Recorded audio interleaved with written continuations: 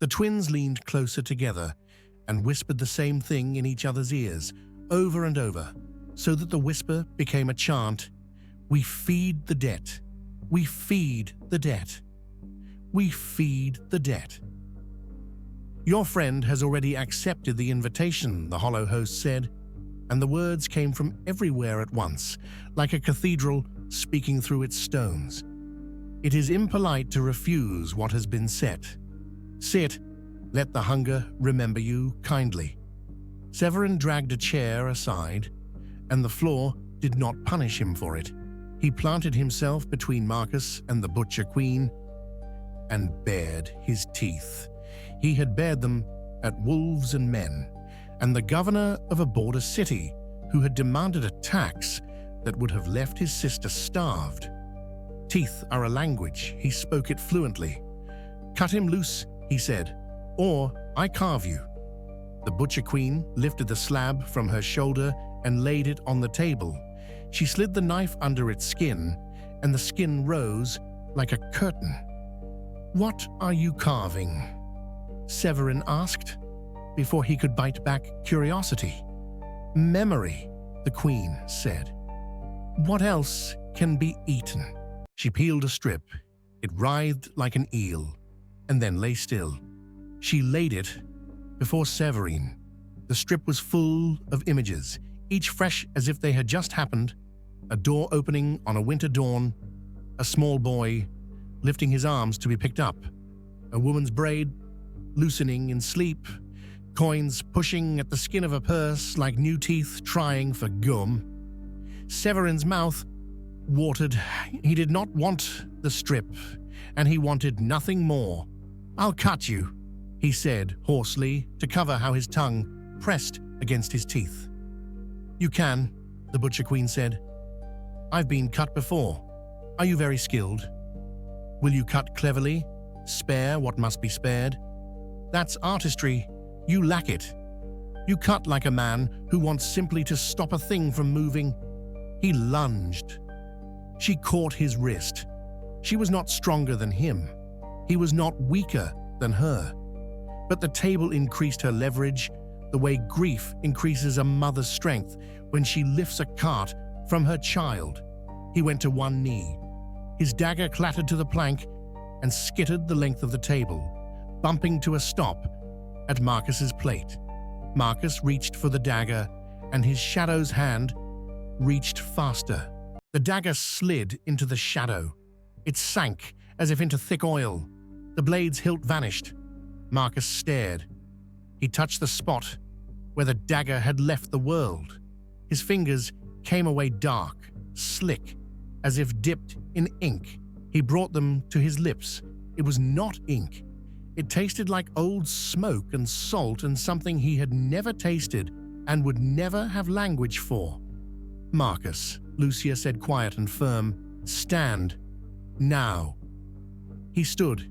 He did it very slowly, as if testing whether his joints were still greased with blood or with something sturdier. He took a step away from the head chair. His shadow did not move. Ah, the hollow host said, with what might have been satisfaction and might have been a sigh. There it is. There, what is? Lucia demanded. The divergence, the host said. You cannot leave your place once you have made it. That is what places are. They do not share. Marcus looked down. A black mouth, the exact size and shape of his shadow, lay where his feet had been. The shadow itself remained seated. It leaned its smooth cheek on a black palm and watched him without eyes. He stood beside the chair, estranged from his own absence. Elara reached for his hand. He did not take it.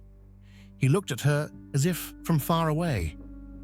I feel, he said, so light.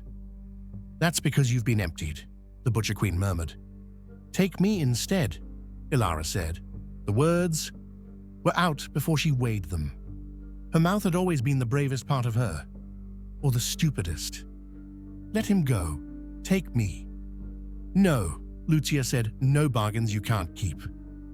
The twins stopped whispering to each other and whispered to Elara instead. "We knew you would make that prayer. We heard you practicing it. We kept it for you in a jar." They opened their hands and showed her a glass jar, the size of a fist. Inside, words glowed faintly, like moths. "You said it every night when you were 8. You prayed to be the one who disappears if anyone must. We kept that for you. Would you like it back, or would you like us to feed it to the table?" Elara's throat worked. "Feed it," she said. "And take me anyway." The hollow host clapped his nothing hands soundlessly. "We admire a guest who brings her own knife. Sit, Elara. We will be kind." Kind, in the way a cliff is kind to sea, shaping it. In the way winter is kind to trees, pruning them down to the living core. Lucia stepped in front of Elara. "I won't allow— You don't own me," Elara said. "You're the one who taught me that." Lucia flinched. She had told Elara that on a roadside at dusk, when the merchant had wanted to buy the girl a pair of shoes he intended to chain her with. Elara had said it back now, and it tasted like victory and defeat in equal parts. Severin rose to his feet, breath loud. He had lost count of the ways his body could be used to stop a thing.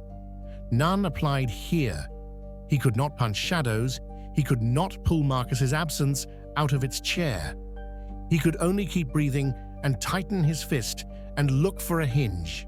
There was always a hinge, always a place where a door swung, and therefore could be jammed. "Where's the hinge?" he muttered. "Where's the hinge?" "Behind the chair," Lucia said suddenly. The Butcher Queen's eyes flicked to her and then away, annoyance brief as a spark. The scholar in Lucia filed that away because scholars never stop collecting. Annoyance means truth. She took Elara's wrist. "Run." They ran. Not far, not out. The mouth was not a house with rooms and corridors. It was a room that contained all the rooms.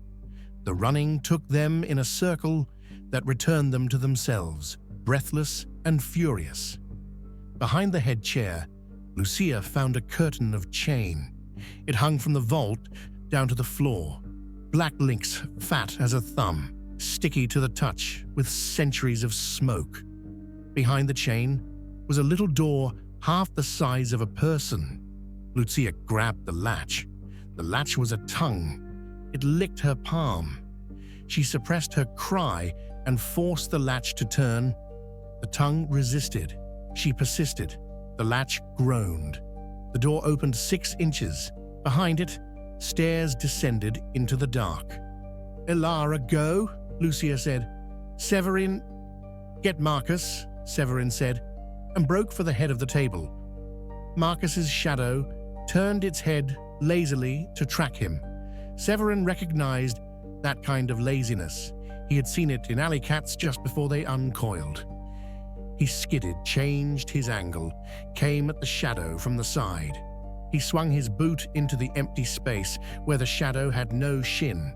His foot hit something unseeable and jolted pain up his calf. He howled. The shadow tipped its head as if debating whether to laugh. Its mouth opened. Inside the mouth, darkness flowed.